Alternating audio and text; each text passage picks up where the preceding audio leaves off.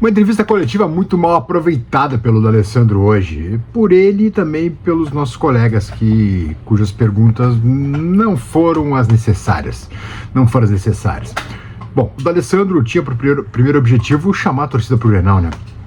Convocar a massa, tentar elevar o moral da tropa, porque vamos combinar, estamos muito embaixo, né? Estamos muito embaixo depois da sarrafada que o Palmeiras nos deu.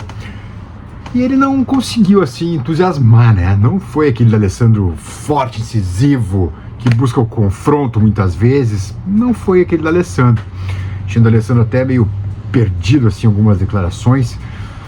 E respostas que, enfim, não foram muito claras, né? Também as perguntas foram muito ruins, vamos combinar. Infelizmente foram perguntas ruins.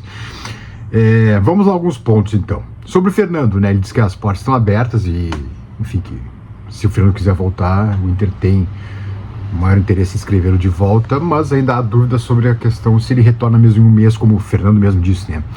Como o próprio Fernando disse. As inscrições estão abertas até dia 3 de outubro, pode inscrever no Brasileirão. Depois disso não inscreve mais. E aí não importa se é sem contrato ou não está sem contrato, enfim.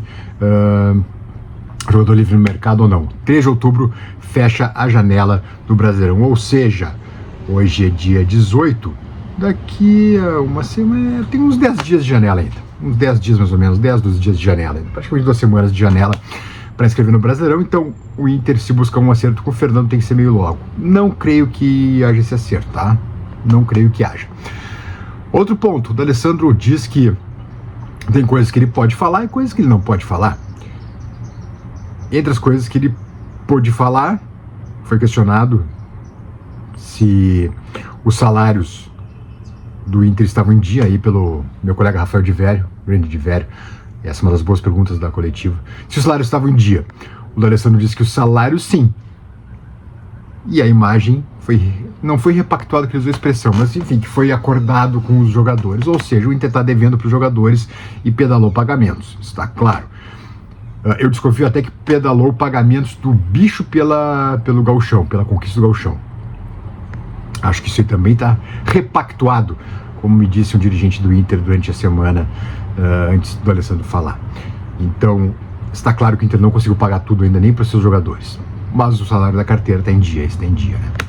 Outra questão, e aí não foi perguntado, mas aí eu trago a informação do meu colega de Band, Alexandre Pretzel.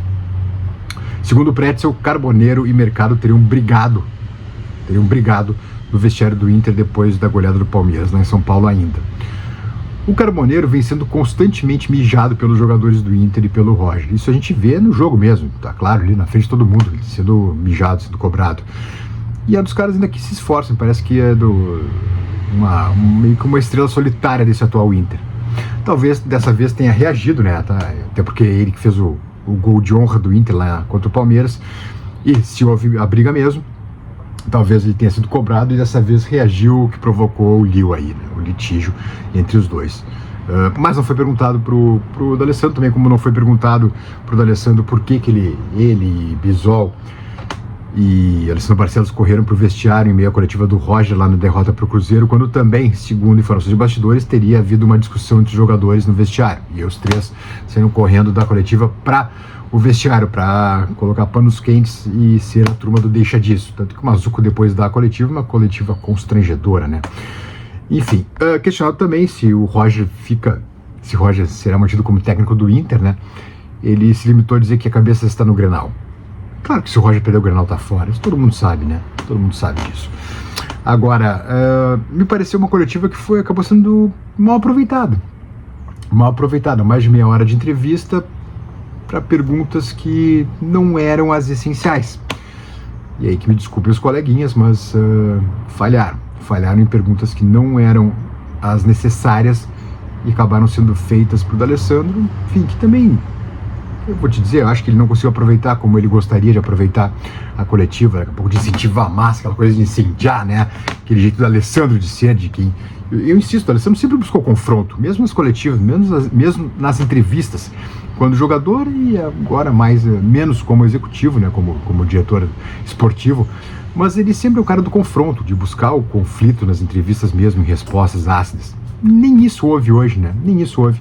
Então uma pena, tomara que tudo isso mude domingo, que o Inter entre mordendo no Grenal e realmente seja um time aguerrido, um time com atitude em campo, algo que a gente não tem visto há muito tempo.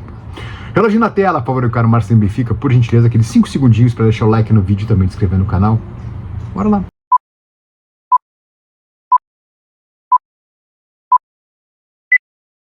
Olha a força minha, vamos nessa. Bueno, algumas questões.